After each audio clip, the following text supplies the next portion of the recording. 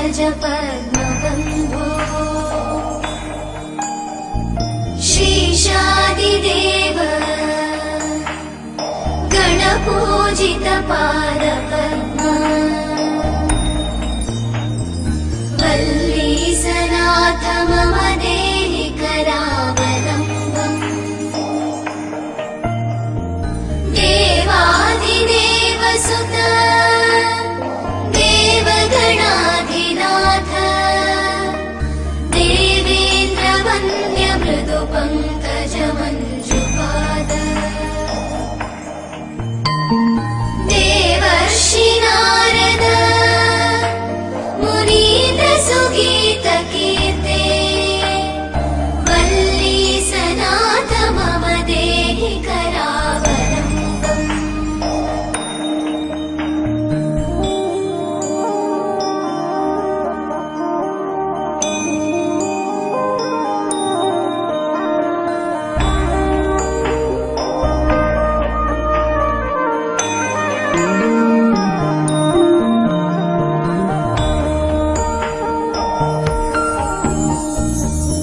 नित्यानदान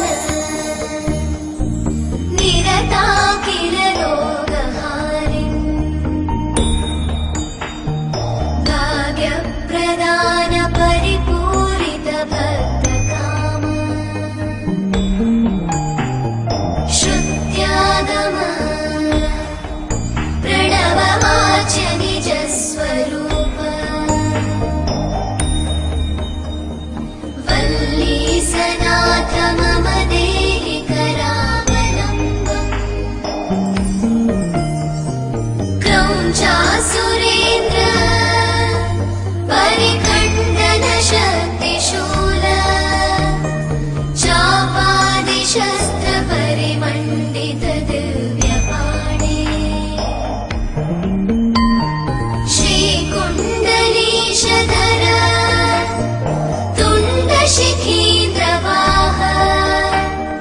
वल्लीसनाथ मम देहि करावलम्बम्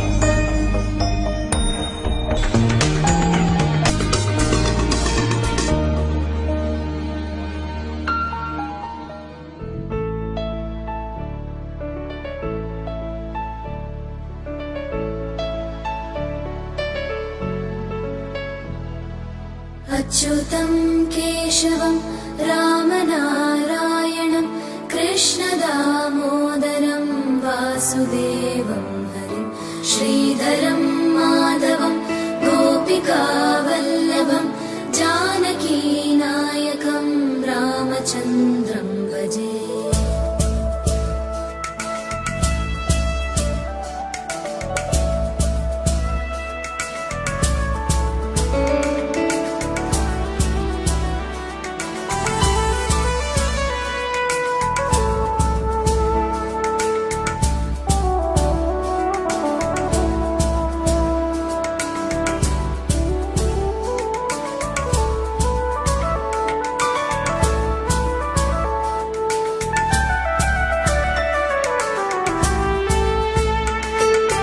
अच्युतं केशवं सत्यभामाधवं माधवं श्रीधरं राधिकाराधितं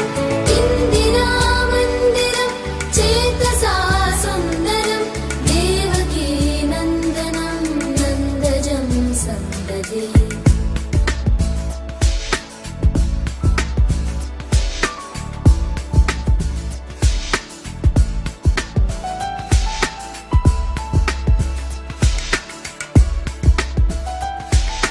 विष्णवे जिष्णवे शङ्खिने चक्रिणे रुक्मिणी रागिणे जानकी जानकी वल्लभी वल्लभा याचिता यात्मने कंसविध्वंसिने वंशिने ते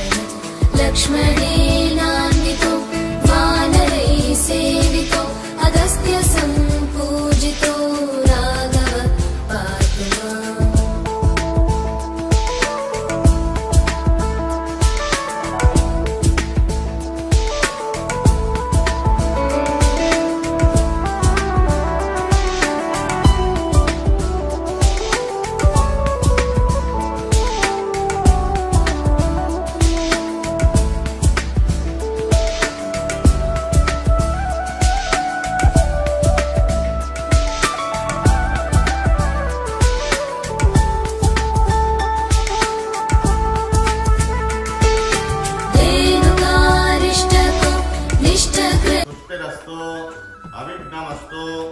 आयुष्यमस्तु आरोग्यमस्तु नूतनगृहे धनधान्य समृद्धिरस्तु शान्तिरस्तु पुष्टिरस्तु तुष्टिरस्तु आयुष्यमस्तु आरोग्यमस्तु पुष्टिः तुष्टिः अविघ्नं आयुष्यं आरोग्यं धनधान्यं समृद्धिरस्तु निल्सोनी ओम అని చెప్పి కలిసి మీకు 3 సార్లు పైకి నిల్చోండి కలిసి ఓం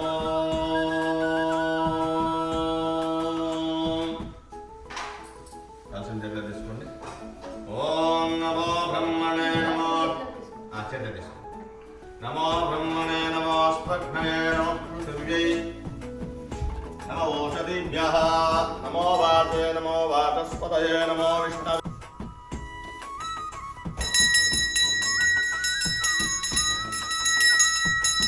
ఓం స్థానాని లక్ష్మీనారాయణ వస్త్రాభిమానం పరిరక్షమంతో ఓం హిరణ్యవర్ణాసుతయః పావకాయా సుజాతకృష్ణతోయా సుందరా భక్ష్యాగర్భం నరేశోపాస్తాన ఆపసగ్రస్యో నాభవంతో యాసాన్ దేవాదిర్గుణ్వంతి భక్తయాశ్చర్యేణ ప్రజాభవంతి యా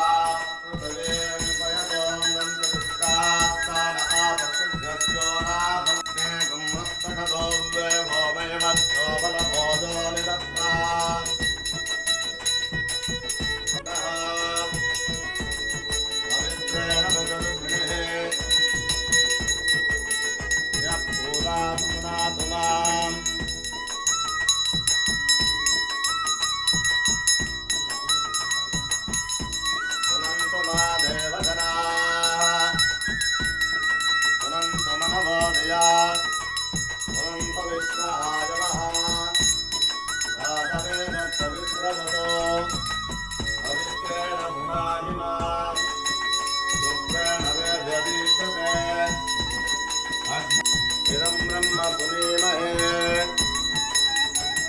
पावमाने रब्धेते वृषभिः संवृतकं रसं तस्मै सरस्वते दधे तेरकं वृद्धिर्मदोदकम् पावमाने स्वस्तयने ऋतुगाये कृतस्तुतः आत्मानं पुनते सदा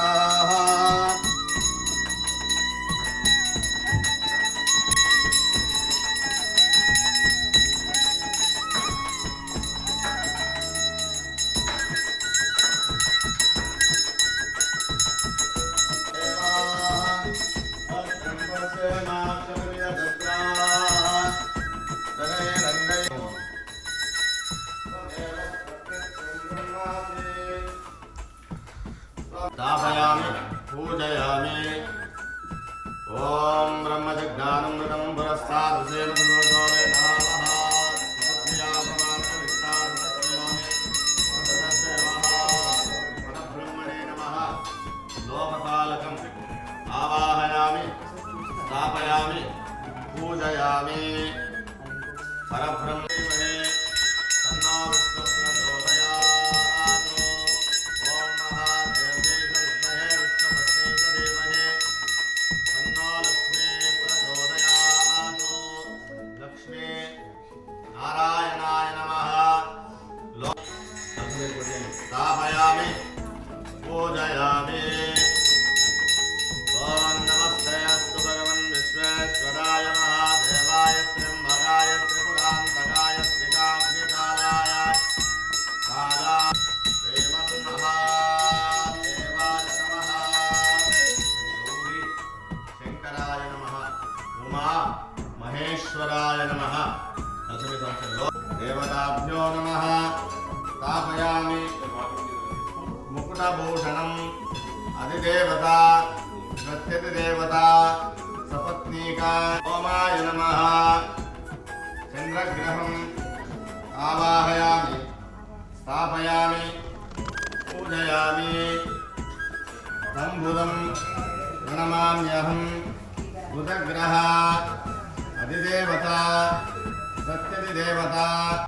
बुधाय नमः बुधग्रहम् आवाहयामि स्थापयामि पूजयामि बुद्धिभूतं त्रिलोकेशं तं नमामि बृहस्पतये नमः गुरुग्रहं पूजयामि हिमकुंडा गुणारामं दैत्यानां परमं गुरुं सर्वशास्त्र प्रवक्तारं भारामि स्थापयामि पूजयामि नीलाञ्जना समग्रजं छायामार्ताण्ड सम्भूतं तं नमामि शनैश्चरं सपत्नीका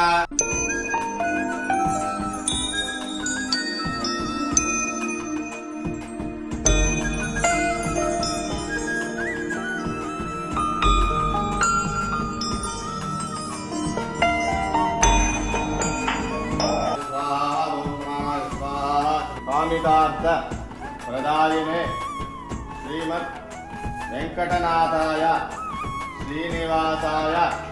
मंगलम मंगलम कोसलेन्द्राय महनीय गुणात्मने चक्रवर्ती तनूजाय सार्वभौमाय मंगलम। बोलो लक्ष्मी नारायण भगवान की बोलो नवग्रांत दिक्पालम दुष्पात्मकिष्टदशांगुलं स्वाहा। पुरुषयमेदकं सर्वं यद्भूतं यच्च भव्यं भूतामृतत्वस्य शानः यदन्नेनातिरोहते एतावानस्य महिमा अथोऽध्यायानस्य पुरुषः पादोऽस्य विश्वाभूतानि त्रिपादस्यामृतं दिवे स्वाहा। त्रिपादोद्भवदयत्पुरुषः पादोऽस्येहाभवात् पुनः तथो विश्वं विक्रामतो शासनानशनेहपि स्वाहा। तस्मात् विराडजायत विराजो हरिपुरुषः स जातो हत्यरिष्यत पश्चाद्भूमिमतो पुरस्वाहा। यत्पुरुषेण हविषा देवायज्ञमतन्वता वसन्तोऽस्यासीदाक्षम् रेष्मयुग्मः शरद्धवि स्वाहा। सप्तास्यासन्धरितयः त्रिसप्तसमिदघृताः एवायुध्यज्ञं तन्वानाः प्रसस्सामानिजज्ञरे चन्दागं सजज्ञरे तस्मावयादतः गावो हजज्ञरे तस्मासेत् गावो राजन्यकृतः ऊनो तदस्य यद्वैश्यः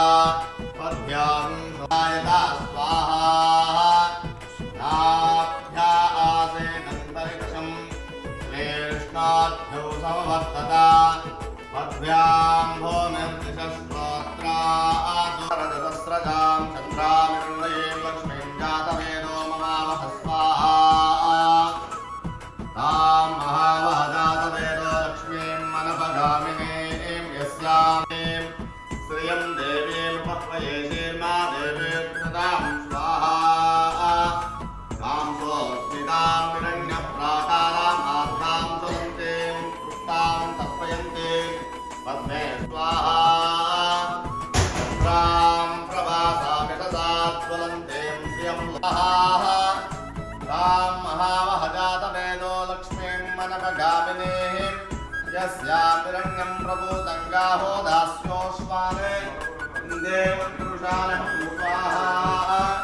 गणपतिं भवामहे कविं कवीनां वषट्सं ज्येष्ठराजं ब्रह्मणां ब्रह्मणस्पतः न शृण्वन्नोदरस्य सारभ्य स्वाहा। ॐ नोदरस्य सारभ्य स्वाहा। ॐ गणानाहं त्वा गणपतिं भवामहे कविं कवीनां ब्रह्मणां ब्रह्मणस्पतः न शृण्वन्नोदरस्य सारभ्य स्वाहा। गणपतये नमः स्वाहा। ॐ गं गणपतये ॐ गं गणपतये नमः स्वाहा। ఓం గం గణపతయే నమః స్వాహా ఓం గం గణపతయే నమః స్వాహా ఓం గం విజయవల్లభ విఘ్నేశ్వర మహాగణ ఓం ఆసతేర్సమానో నివేశనముత్తమత్తం చారణేన సువితా ఓం త్ర్యంబకం యజామహే సుగంధిం పుష్టివర్ధనం ఉర్వారుకమివ బంధనాద్యోక్షయమాముదా స్వాహా ఓం త్ర్యంబకం యజామహే సుగంధిం పుష్టివర్ధనం ఉర్వారుకమివ బంధనాద్యోక్షయమాముదా స్వాహా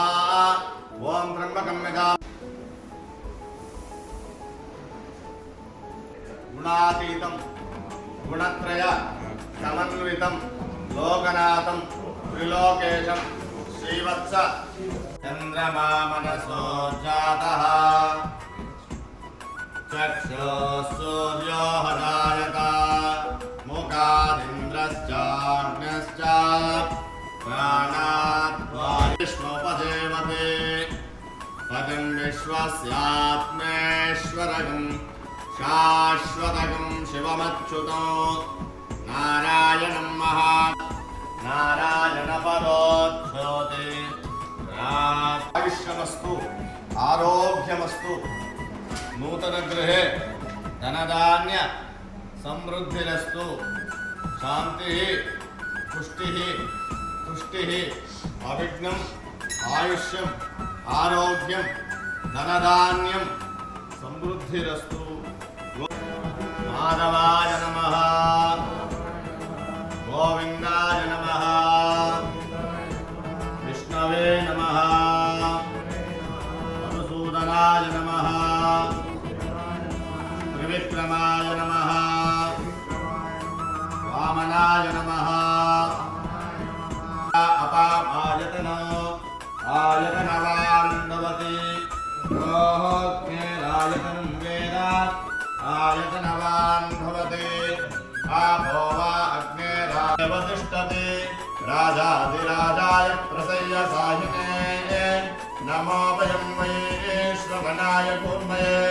समेन् कामान् कामकामाय मह्यं कामेश्वरो वै श्रवणो ददातु कुबेराय वै श्रवणाय महाराजाय नमः ॐ तद्ब्रह्मा ॐ तद्ब्रह्म ఓం తత్పురో నమః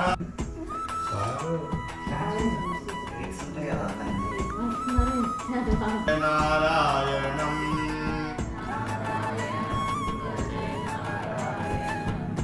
నారాయణం సత్యనారాయణం నారాయణం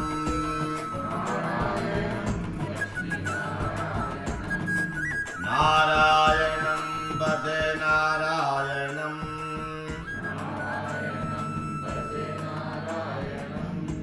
నారాయణం సత్యనారాయణం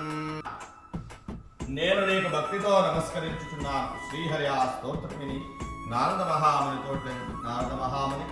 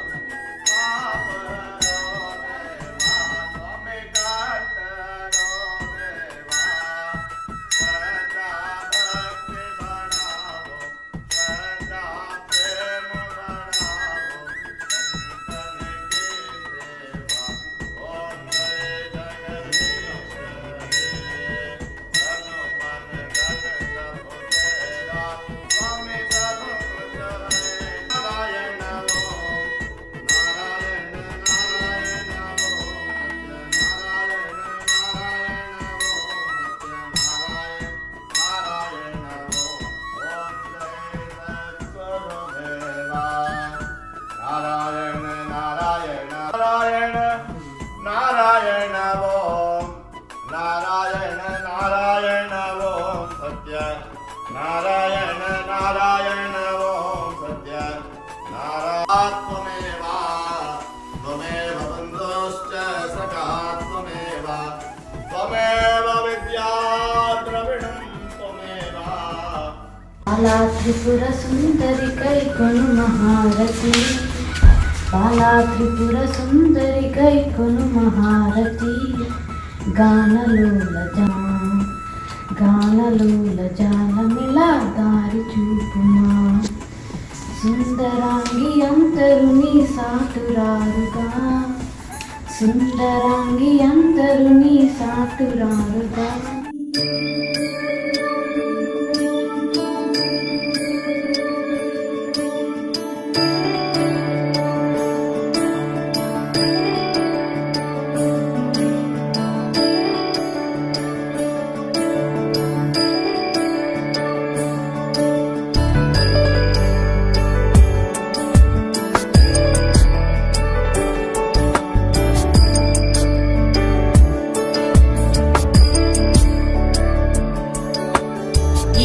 गिरीश नरेश परेश महेश विलेशय भूषण भो साम्ब सदाशिव शम्भो शङ्कर शरणं मे तव चरणयुगम्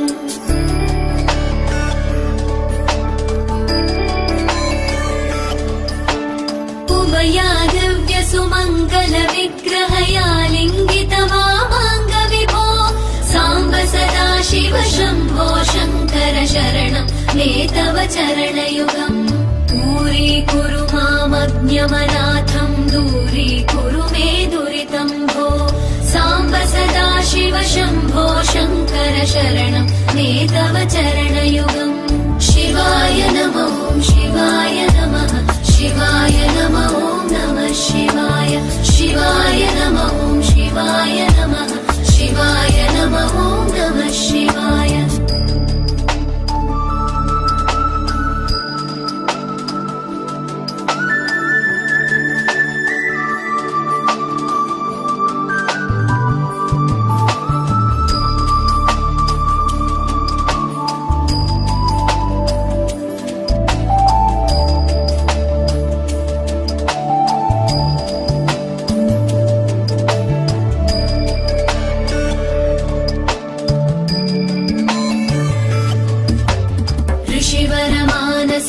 सचराचर जनन स्थितिलय कारण भो साम्ब सदाशिव शम्भो शङ्कर शरणं मे तव चरणयुगम्